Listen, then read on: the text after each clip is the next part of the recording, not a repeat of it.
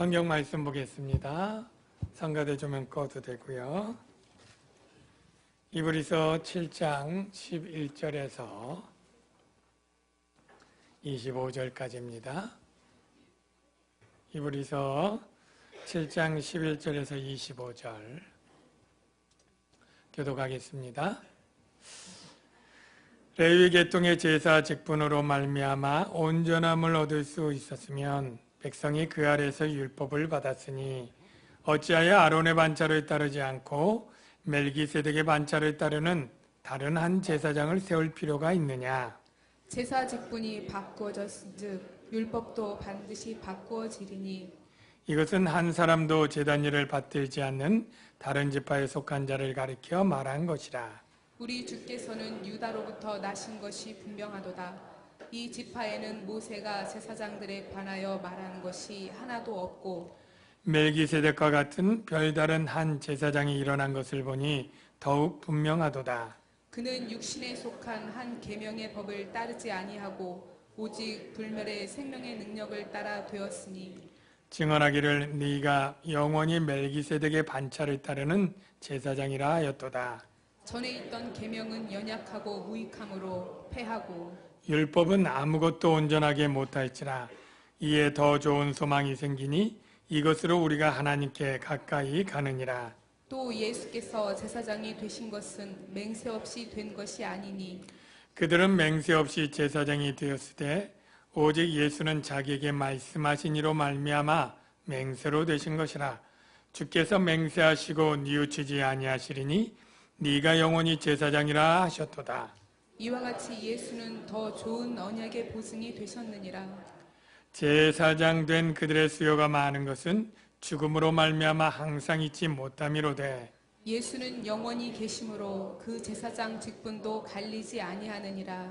그러므로 다 같이요. 그러므로 자기를 힘입어 하나님께 나아가는 자들을 온전히 구원하실 수 있으니 이는 그가 항상 살아계셔서 그들을 위하여 간구하심이라. 아멘. 네, 우리 좌우에 계신 분들에게 사랑합니다 인사하겠습니다. 사랑합니다. 네, 사랑합니다.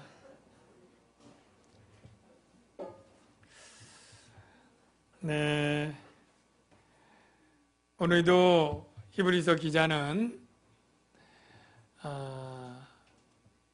기독교를 떠나서 유대교로 가려고 하는 사람들에게 기독교를 절대 떠나지 말고 기독교에 믿는 도리를 계속 굳게 붙잡고 믿음을 가지라, 이렇게 얘기를 하고 있습니다.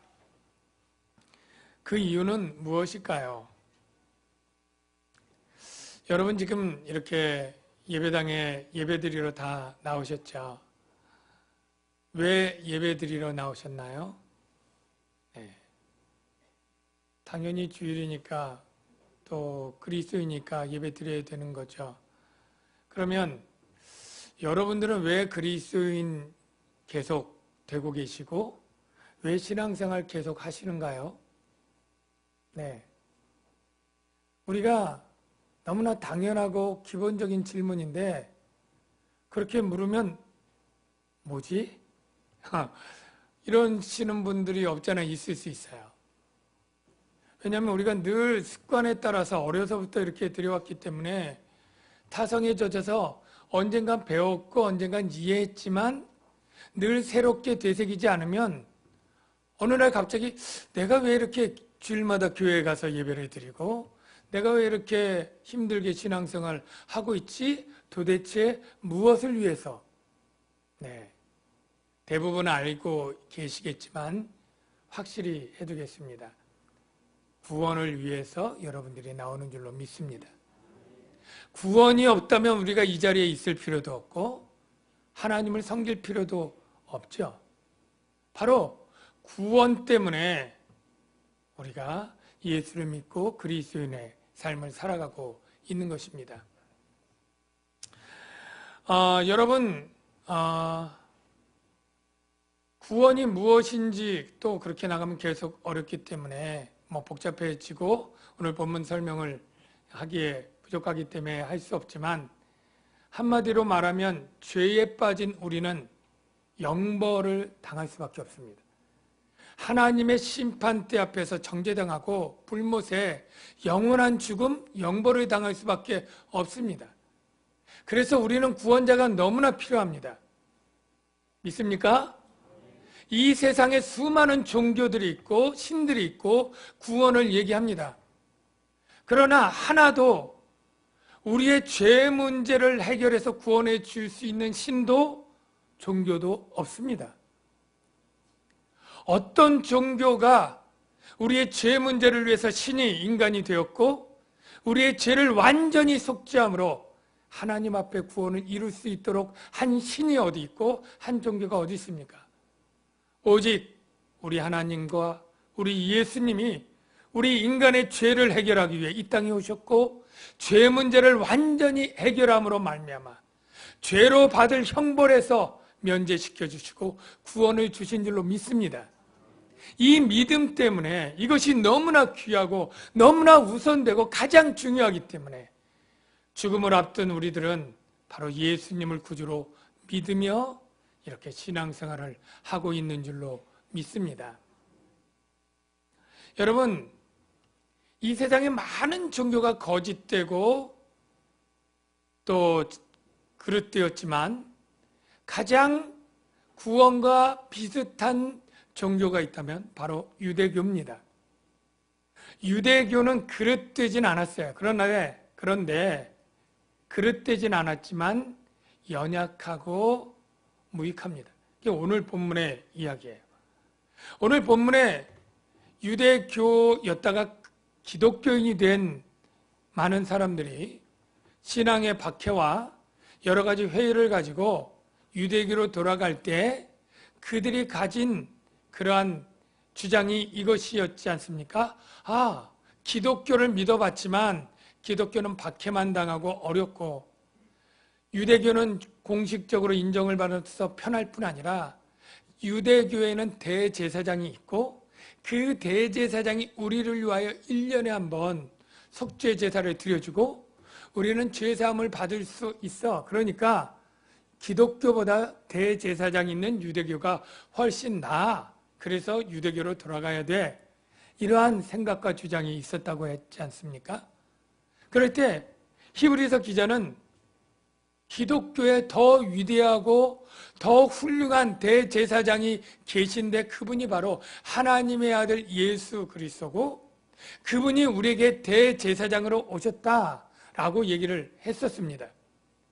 그때 유대인들의 반응은 무엇이냐면 예수가 무슨 대제사장이야. 레위 지파도 아니잖아. 그의 족보도 없잖아. 뭐 이렇게 반론을 제기할 수 있었죠.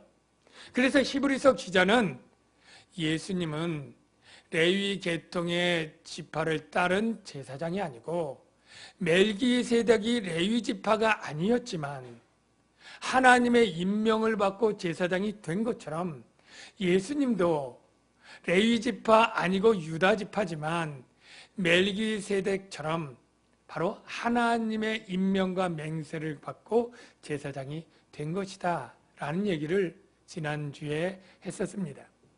그래서 오늘 본문도 역시 레위 계통의 대제사장이 연약하고 무익하고 하나님의 구원을 온전히 이룰 수 없으므로 바로 유다 지파 멜기세덱처럼 레위 계통이 아닌 지파의 대제사장 예수님이 오셨다라고 하는 설명을 조금 더 부연하고 강조하면서 시작을 하고 있는 것입니다.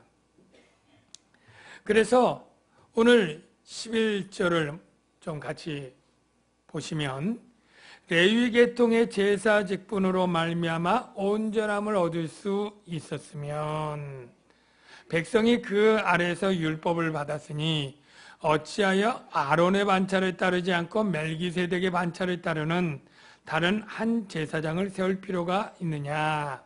자, 무슨 얘기냐면 예수님이 아론의 반차를 따르지 않고 멜기세덱의 반차를 따른 제사장으로 오셨잖아요. 왜 왔느냐? 무슨 필요가 있기 때문에 왔느냐라고 물을 때 레위 계통의 제사 직분으로 말미암아 온전함을 얻을 수 있었으면, 이 말은 온전함을 얻을 수 있었다는 말이에요? 없었다는 말이에요? 예, 똑똑하시네요. 우리 영어에서 가정법 배울 때 내가 만일 새였더라면 님에게 훨훨 날아갈 수 있었을 텐데, 이 말은 새였다는 거예요? 없었다는 거예요? 새가 아니라는 거잖아요. 그러니까 율법을 통해 레위 계통의 제사 직분으로 온전함을 얻을 수 있었다면 예수님이 오실 필요가 있겠느냐? 이 말은 없었기 때문에 오셨다는 얘기죠. 예. 그러면 예수님이 오셨으면 율법의 규정을 어기는 것 아니냐라고 물을 수 있겠죠. 그래서 그 다음 12절, 13절, 14절이 나오는 거예요. 제사 직분이 바뀌어졌은즉 율법도 반드시 바꾸어지리니. 처음 궁금한 게, 아니 제사 직분 바뀌었다고 율법이 다 바뀌어? 저 그렇게 생각했는데 그게 아니고 모든 율법 전체가 바뀌었다는 게 아니라 제사 직분을 정한 율법 규정이 있잖아요. 예. 아론의 후손으로 되어야 된다. 제사장은 어떤 조건이 되어야 된다라는 규정이 있잖아요. 그 제사 직분에 관한 율법 규정이 바뀌어야 된다. 그렇게 한정적인 율법이라는 사실을 여러분이 먼저 염두에 두고요. 이것은 한 사람도 제단일을 받들지 않는 다른 지파에 속한 자를 가리켜 말한 것이라. 바로 유다 지파의 예수님을 의미하는 것입니다. 그러면서 14절에 우리 주께서는 유다로부터 나신 것이 분명하도다. 이 지파에는 모세가 제사장들에 관하여 말한 것이 하나도 없고 멜기세덱과 같은 별다른 한 제사장이 일어난 것을 보니 더욱 분명하도다. 지난번 설명을 다시 한번 강조하는데요. 간단하게 정리하면 레위 계통의 제사장들만, 지파 레위 계통의 아론의 반차를 따른 사람들만 제사장이 됐고 그 제사장 중에 한 명이 대제사장이 되었었어요. 그런데 유다 지파는 한 번도 제사장을 말한 적도 없고 받은 적도 없어요. 그런데 유다 지파의 예수 그리스도가 멜기세덱의 반차를 따라 별다른 제사장으로 일어났단 말이죠. 예? 이게 왜 그러냐? 그랬더니 바로 율법으로 온전함을 얻을 수 없기 때문에 그랬다라는 것이 더욱 분명하도다. 이 사실을 보니까 율법이 온전하지 못했다는 사실이 더욱 분명하게 드러난다라는 얘기를 하는 거예요. 그러면 먼저 이걸 계속 진행하기 전에 정말로 율법이 어떤 부분이 바뀌어져야 됐는가, 그게 또 궁금할 텐데요. 3번 자막, 4번 자막을 이제 연속해서 볼 건데요. 제사장이 레위 계통의 제사 직분으로 되어야 된다라고 하는 율법 규정들입니다. 자, 출애굽기 29장 9절 먼저 보겠습니다. 3번 자막 열어주세요. 그거 다음 거. 자, 너는 아론과 그의 아들들에게 띠를 띄우고 관을 씌워 그들에게 제사장 규례를 맡겨 영원한 규례가 되게 하라. 너는 이같이 아론과 그의 아들들에게 위임하여 거룩하게 할지니라. 이 율법 규정은 뭐예요? 제사장은 아론과 그의 아들들이 위임되어야 된다. 그거잖아요. 근데 예수님은 유다 지파에서 났으니까 이 율법이 변혁되어야 된다라는 얘기를 하고요. 그 다음 4번 자막 보겠습니다. 제사장은 어떤 사람이 제사장이 되어야 되는데 신체에 흠이 없어야 된다. 뭐 그런 얘기를 합니다. 그런데 그 신체에 흠 없는 것 중에 습진이나 버짐 있는 사람도 안 된다고 돼 있어요. 이번에 새롭게 알았는데요. 예, 무좀 있으면 안 됩니다. 저도 안 될 뻔했습니다. 예. 자, 레위기 한번 보겠습니다. 아론에게 말하여 이르라. 누구든지 너희 자손 중 대대로 육체에 흠이 있는 자는 그 하나님의 음식을 드리려고 가까이 오지 못한다. 지성물 못 드리니까 제사장 못 된다는 뜻 같습니다. 그 다음 보면 곧 맹인이나 다리 저는 자나 코가 불완전한 자나 지체가 더한 자나 뭐 육손이든 이런 장애인 있잖아요.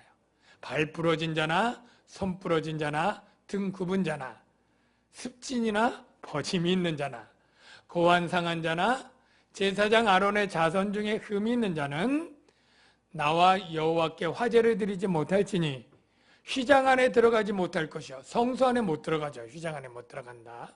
제단에 가까이 가지 못하리니 이는 그가 흠이 있습니다. 자, 율법의 규정 중 제사장 직분에 관한 규정이 뭐냐면 첫째, 육체적으로 혈통적으로 아론의 후손이냐 이거 보고요. 두 번째, 신체적으로 이런저런 저런 흠이 있느냐 없느냐 이거 해서 제사장 중에 뽑아서 대제사장이 되는 거예요. 자, 그런데 예수님이 대제사장 될 때 혈액검사에서 아론의 후손인지 족보 와서 검사해서 아론의 후손이어서 제사장 된 것이 아니고 신체 검사에서 이것저것 괜찮으니까 된 것 아니죠?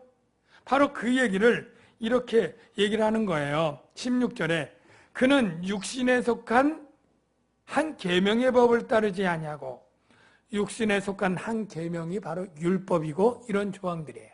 이 법을 따르지 아니하고 뭘 따랐느냐?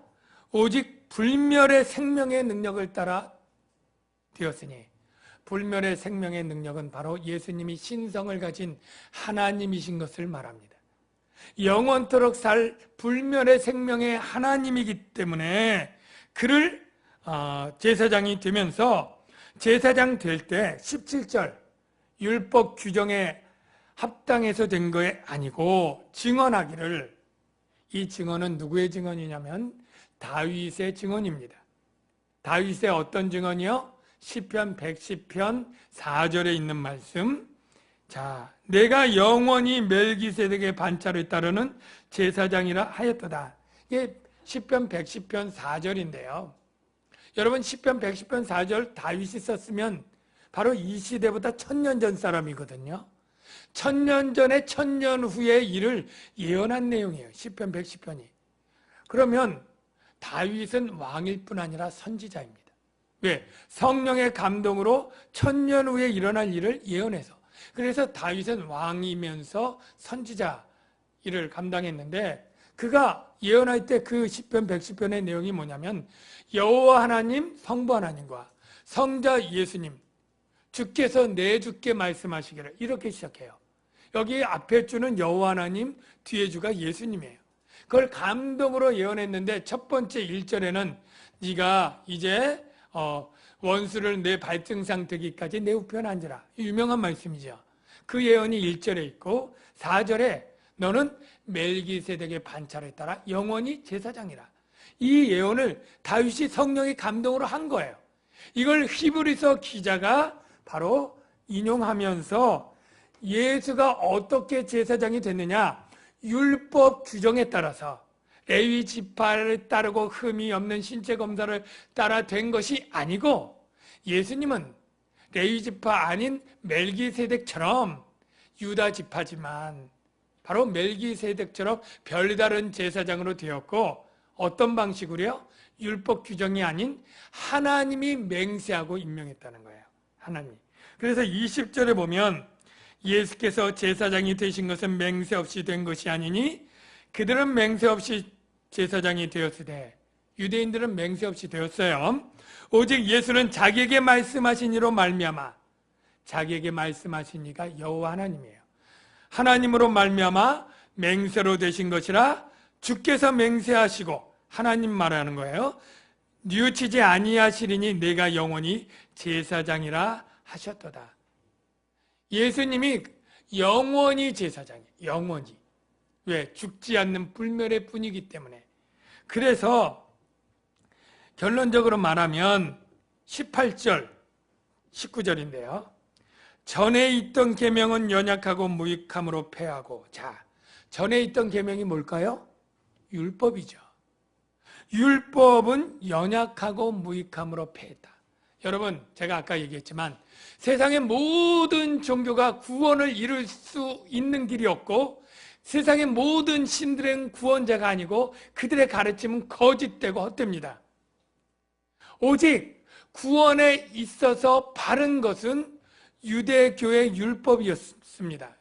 그것은 그러진 않았다고 했어요. 그런데 그러진 않았는데 어떤 문제가 있느냐 하면 연약한 거예요. 구원을 주는 바른 길이긴 하지만 바르게 인도해 주는 데는 연약한 거예요. 왜? 속죄를 완전히 이룰 수 없어요. 나중에 나오지만 황소의 염소의 피가 우리의 속죄를 완전히 이룰 수 있습니까? 없어요. 그건 그림자예요. 예표예요. 다른 건 아니고 틀린 건 아니지만 힘이 무능해요. 그래서 율법은 19절에 아무것도 온전하게 못할지라. 아무것도 온전하게 못한다. 자, 중요해요. 뭘 온전하게 못한다는 걸까요? 율법이 무익하고 무능해서 뭘 온전하게 못한다는 걸까요? 자, 25절에 보면 온전히 구원하실 수 있으니, 예수님이. 그러면 율법은 뭘 온전히 못한다는 거예요? 구원을 온전히 못한다는 거예요. 그런데 율법은 아무것도 온전하게 못할지라 이에 더 좋은 소망이 생기니 바로 예수로 말미암은 소망인데요. 이것으로 우리가 온전히 구원받느니라. 이렇게 하면 좋은데 하나님께 가까이 가느니라 이렇게 표현되어 있어요. 자, 여기서 알 수 있는 것 하나. 온전한 구원은 하나님께 가까이 나가게 만들어준다. 여러분, 우리가 온전히 구원받으면 하나님께 가까이 나가고 하나님과 함께 있을 수 있습니다. 그러나 온전히 구원하지 못했다 이 말은 우리가 아직 죄 문제가 해결되지 않고 온전하게 속죄가 안 됐다는 뜻이에요. 죄가 온전히 속죄되지 않는 인간이 하나님 앞에 나아갈 수 있을까요? 없을까요? 나가면 죽습니다. 왜냐하면 하나님의 성품은 죄를 가까이 나오는 것을 참아볼 수가 없어요. 예. 제가 전에 얘기했지만 이 내 피를 빨아먹인 모기를 참아볼 수가 없어서 죽이지 않습니까? 예. 하나님의 거룩한 성품, 공의의 성품은 죄를 용납할 수가 없어요. 하바국 1번 자막을 한번 보세요. 하바국 1장 13절 말씀인데요. 주께서는 눈이 정결하심으로 악을 참아보지 못하며 폐역을 참아보지 못하거나. 하나님은 악이나 폐역이 있으면 그걸 그냥 볼 수가 없어요. 하나님의 공의와 거룩이 그걸 칠 수밖에 없습니다. 예. 그러니 죄인이 가까이, 속죄가 안 된 죄인이, 죄가 있는 죄인이 하나님께 가까이 오고자 하면 하나님은 그 본성상 쳐서 죽일 수밖에 없는 거예요. 그런 사건이 역사에 일어났습니다. 언제요? 바로 출애굽한 후에 하나님이 이스라엘 백성과 언약을 맺으려고 할 때 시내산에 강림하셔요. 막 요란하게 불과 천둥과 우레와 하여간 이렇게 막 강림하실 때 신기하게 생각한 백성들이 그거 구경하려고 하나님께 막 가까이 나아오려고 할 때 하나님이 모세를 통해 이렇게 경고를 합니다. 출애굽기 19장 21절 2번 자막 볼게요. 하나님이 모세에게 백성을 경고하라. 백성이 밀고 들어와 나 여호와께로 와서 보려고 하다가 어떻게 해요? 많이 죽을까 하노라. 또 여호와께 가까이 하는 제사장들에게 그 몸을 성결케 하라. 나 여호와가 그들을 칠까 하노라. 성결하지 않으면 치는 거예요. 너는 아론과 함께 올라오고 백성들에게는 경계를 치고 경계 넘어 나 여호와께로 그 다음 올라오지 못하게 하라. 왜? 내가 그들을 칠까 하노라. 다 이해가 되시죠?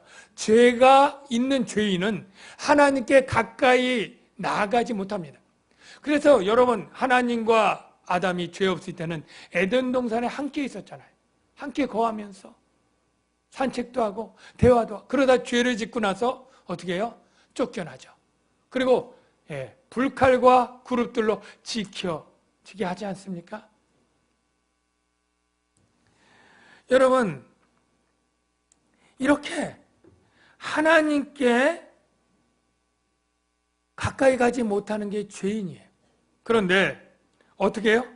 율법이 아니라 예수 그리스도가 대제사장으로 오셨고 휘장을 여셨고 우리의 속죄를 완전히 이루었기 때문에 율법은 온전하게 못해서 하나님께 가까이 나가게 못했다면 19절을 보십시오. 할렐루야. 이에 더 좋은 소망이 생기니 어떤 소망이요? 바로 예수 그리스도로 말미암아 휘장이 열렸고 우리는 하나님께 가까이 가느니라. 여러분, 하나님께 가까이 가게 되는 좋은 소망이 저와 여러분에게 있게 된 줄로 믿습니다. 여러분, 하나님께 가까이 나가는 게 복입니까? 복이라고 믿으시면 아멘. 하나님께 가까이 함이 내게 복이라. 이런 시편의 말씀이 있잖아요. 근데 저는 사실 잘 와닿지 않았을 때가 있어요. 하나님께 가까이 하는 게 정말 복인가? 물론 나쁘진 않겠지만 그게 그렇게 복처럼 안 느껴지더라고요. 좀 무섭고 겁나지 않는가? 너무 가까이 갔다가 하나님한테 야단 맞거나 또 잘못해서 이렇게 되지 않을까? 이런 막연한 그런 걱정도 좀 있더라고요. 여러분, 굉장히 대통령을 여러분이 만난다. 같이 식사를 하고 악수를 하고 이렇게 헤어졌다면 여러분 영광이겠죠. 명예겠죠. 내가 옛날에 아마 두고두고 그 얘기들을 은근히 자랑할 거예요. 누구 대통령을 만나서 밥도 먹고 악수도 하고 했다. 아니면 아주 탑스타나 연예인 만난 것도 아주 가문의 명예처럼 그렇게 할 텐데 잠깐 만난 것은 영광이고 명예인데 같이 계속 있어야 된다. 그러면 굉장히 부담스럽고 여러분 불편하지 않을까요? 예. 노예 이렇게 모임 했을 때 목사님들 식사 같은 거 할 때 노예 어르신들 목사님들 있으면 젊은 목사 다 피합니다. 잘못해서 늦게 가가지고 잘못해서 그 앞에 앉으면 그냥 바늘방석처럼 이렇게 있어요. 예. 저희 성도님 중에도 식사하면 제 앞자리는 비어있을 때 많아요. 예. 괜찮습니다. 예. 절 싫어해서라기보다도 굉장히 조금 또 부담스러워하거나 이렇게 어려워하는 분들이 없잖아 또 있기도 한데요. 예. 그런 거죠. 그런 심리 비슷합니다. 예. 하나님께 가까이 하는 게 과연 복일까? 그런 괜히 불편한 거 아닌가? 잘못했다간 또 결례가 되고 막 하니까 부담스러운 그런 생각이 먼저 있었어요. 그런데 제가 그게 아니고 복이구나라는 걸 깨닫게 된 것은 그 다음 구절 보십시오. 그 다음 구절이 아니 하나님께 가까이 함이 내게 복이라. 이 자막에 있는데요. 자, 5번 자막 보겠어요. 하나님께 시편 73편 20번 하나님께 가까이 함이 내게 복이라. 유명하죠. 왜 복인지. 그 다음에 내가 주 여호와를 피난처로 삼아. 여기에요. 피난처? 이거 어떤 사람에게 필요한 것입니까? 환난당한 사람, 억울한 사람. 이 사람에게 하나님이 도와주고 피난시켜주는 피난처가 될 때 하나님께 가까이 하는 건 너무나 중요한 거죠. 여러분, 학생 가운데 우리나라가 자살률이 굉장히 높습니다. 우리가 안 됐지만 학교 폭력으로 죽는 아이들이 너무나 많은 거예요. 그 아이들 가운데는 자기가 따돌림을 당하고 맨날 돈 뺏기고 하는데 집에 알릴 수가 없어요. 알려도 부모 걱정만 하지 나를 건져줄 것 같지 않아요. 선생님에게 얘기를 해도 그냥 네가 참고 이렇게 해라. 그리고 또 더 큰 폭력이 오고 하니까 얘가 고민하고 두려움 속에 아무도 날 도와줄 사람 없다고 생각하고 극단적인 선택을 하는 겁니다. 군대에서 군인들 자살하는 일 가운데 그런 일 많습니다. 예. 법은 멀고 주먹은 가깝다고 잘못했다가 더 얻어 터지고 더 이렇게 괴롭힘을 당하면서 자살하는 거예요. 최근에는 직장 내 성폭력도 있고요. 직장 내 폭력도 있고 국가 권력으로부터의 폭력도 있습니다. 안타깝지만 그 과거 역사를 보면 잘못되게 간첩으로 몰려서 또는 여러 가지 불공정한 이런 것 때문에 억울한데 누군가 도와줄 사람이 없는 거예요. 자기 가까운 친척 중에 힘 있는 사람, 소위 말하는 빽이 있어서 적어도 억울함을 풀어줄 이런 것이 없을 때 절망 가운데 죽음과 이런 극단적인 일들을 하는 거죠. 여러분, 이때 정말로 나에게 그 어려움에서 건져주고 억울함을 풀어줄 그러한 전능하신 그러한 힘 있는 사람이 내 옆에 가까이 있다면 얼마나 큰 위로와 복이라고 느끼겠습니까? 바로 우리 하나님이 그런 분이에요. 환난 날에 도울 힘이시고 나의 피난처가 되시는 그분이 내게 가까이 있다는 사실, 이게 얼마나 큰 소망이고 기쁨이겠습니까? 그 예전에 영화가 있었는데 어떤 영화냐면 테이큰이라고 하는 영화예요. 보신 분들이 있었는데 뭐 TV에도 나오고 1, 2, 3편 나왔는데 아빠가 이혼한 아내에게 딸이 있어요. 그 딸을 굉장히 사랑하는데 이 딸이 한 16살일 때 해외여행을 가겠다고 아빠한테 졸라요.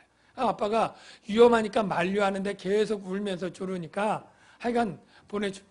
그런데 이 딸이 아빠를 속이고 행선지를 바꿔서 자기 딸이랑 뭐 이렇게 친구랑 가다가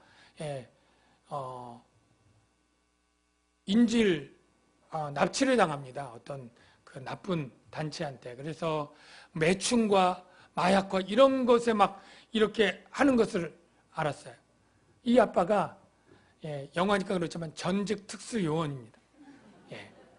가가지고 정말로 그냥 그 모든 외국에 가가지고 국내도 아니고 다 찾아내서 일망타진하고 그 딸을 건져옵니다. 그리고 그 딸은 이제 아빠의 사랑을 깨닫고 화해하게 되는 해피엔딩으로 끝나는데요.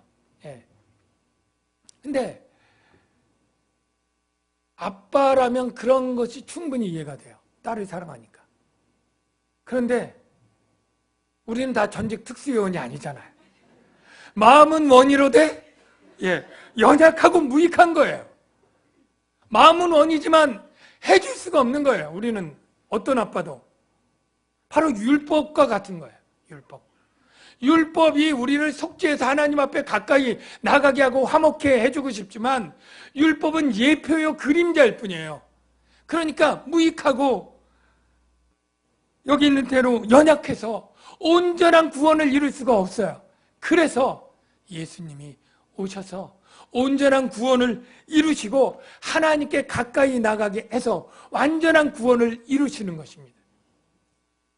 하나님께 가까이 함이 복인 것이 바로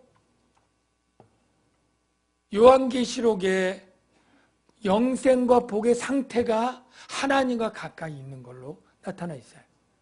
여러분, 요한계시록 제가 2구절 소개를 할 텐데요. 우리가 영생의 삶이 다른 것이 아닙니다. 바로 하나님과 함께 있고 하나님이 내 안에, 하나님이 나를 장막을 치고 아예 나를 품고 계시고 내 모든 것들을 해결해 주는 그 삶이 바로 영생의 삶인데요. 계시록 7장 15절과 21장 3절을 한번 연속해서 볼 텐데요. 하나님과 가까이 함이 어떤 복이냐면 그들이 하나님의 보좌 앞에 있고 또 그의 성전에서 밤낮 하나님을 섬기매 보좌에 앉으시니가 그들 위에 장막을 치시나. 우리의 장막을 텐트를 치고 아예 우리를 품고 계신 연상을 하면 됩니다.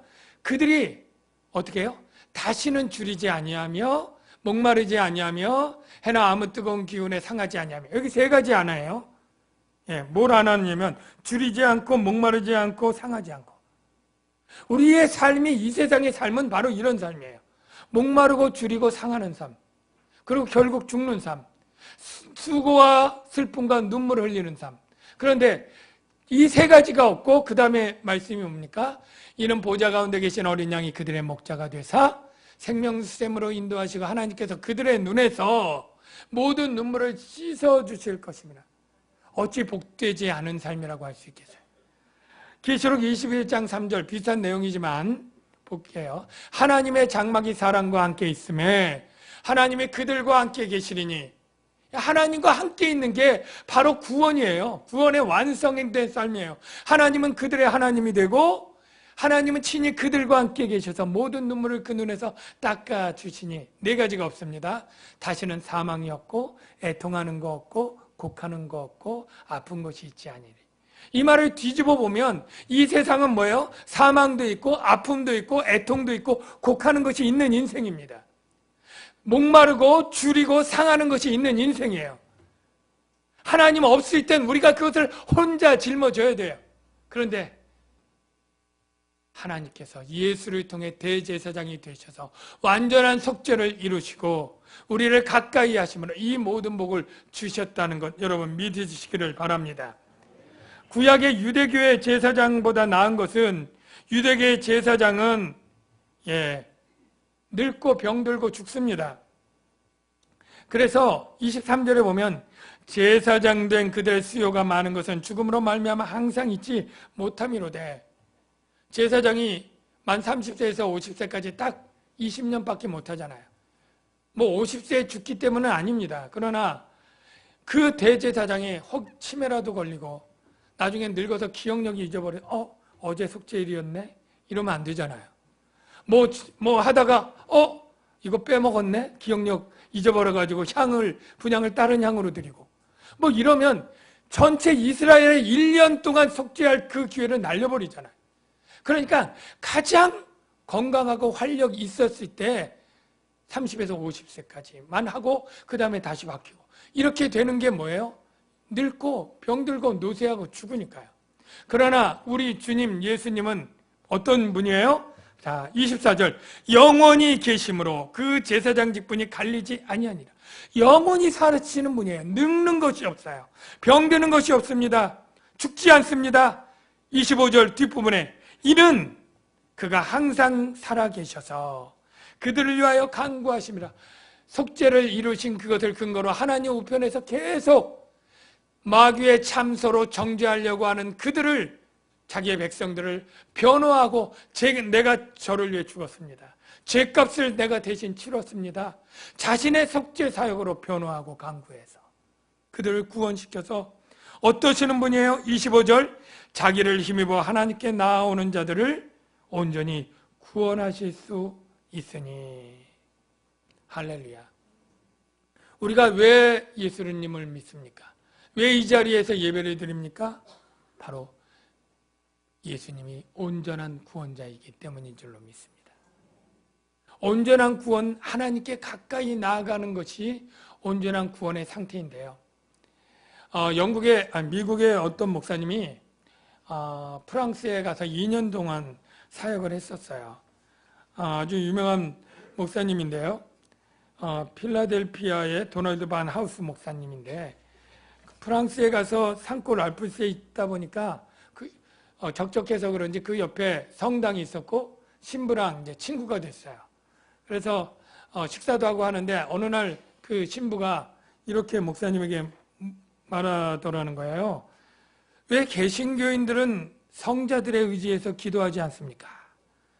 우리 프랑스 대통령을 만날 때 정부 강요를 중에 잘하는 사람이 있으면 그를 통해서 만나면 쉬운 것처럼 성자들에게 의해서 기도하면 하나님을 더 쉽게 만날 수 있는 것 아니겠습니까? 그럴 때 이 목사님이 이렇게 대답을 했다 그래요. 우리 모든 개신교인들은 바로 대통령의 아들과 같습니다. 아침마다 눈 뜨고 대통령인 아버지와 이야기하고 인사하고 식사하면서 얘기하고 저녁에도 만나 인사하고 식사하고 잠잘 때 인사하고 하는데 뭐가 불편해서 강요에게 아버지를 만나게 해달라고 시간을 잡는 것은 더 이상하고 어리석은 일이 아니겠습니까? 여러분, 우리가 온전히 구원받은 것 중에 하나가 하나님과 가까이 있다는 사실이에요. 그래서 지금도 여러분들이 주님, 아버지 하면 언제 어디서나 주님이 왜 그러냐? 무슨 어려움이 있느냐? 무슨 염려가 있느냐? 대답하시고 말씀하시는 주님이란 건 여러분 믿으시기 바랍니다. 우리의 어떤 환난 가운데, 세상은 환난 가운데 있고 사단은 우리를 박해하고 유혹하고 핍박하고 어려움을 겪는 환난들을 주려고 하고 믿음에서 떠나려 하려고 하지만 주님은 언제나 그것을 이길 수 있도록 우리의 산성과 도움이 되시고 피난처가 되어주신다. 왜? 우리가 구원받은 자이기 때문에. 여러분 이 믿음 흔들리지 않고 지켜나가시기를 주의 이름으로 축원합니다. 나의 피난처이신 예수 찬양해요. 이런 찬양이 있는데요. 우리 찬양팀 나오고요. 이 가사를 생각해 보십시오. 주님은 우리의 피난처가 되고 하나님은 우리의 친밀한 아바 아버지가 되십니다. 이것 가지면 우리가 어떠한 어려움과 힘들어도 믿음 버릴 이유가 없습니다. 지켜내고 나갈 수가 있는 것이죠. 가사를 생각하면서 같이 찬양하겠습니다.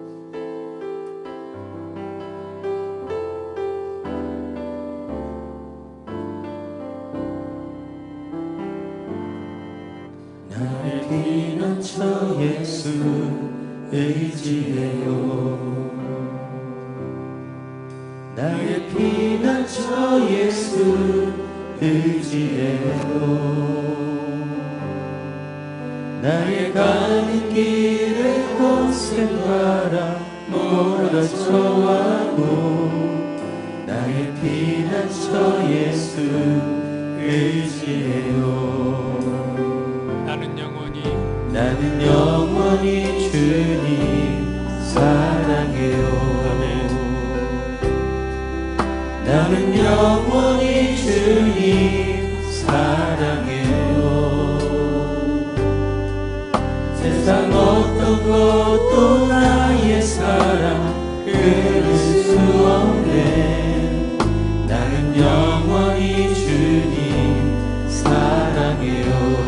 아바 아버지, 아바 아버지, 나를 사랑하시니 나의 모든 것 주께 드려요. 아바 아버지, 아바 아버지, 내가 여기 있으니 주님 영광 위하여 써주세요. 다시 한번 눈을 감고 불러면 좋겠습니다. 나의 피난처, 나의 피난처 예수 의지해요. 나의 피난처 예수, 나의 피난처 예수 의지해요.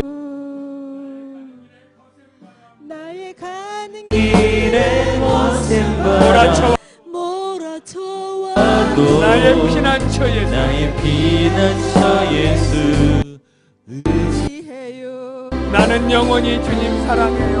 나는 영원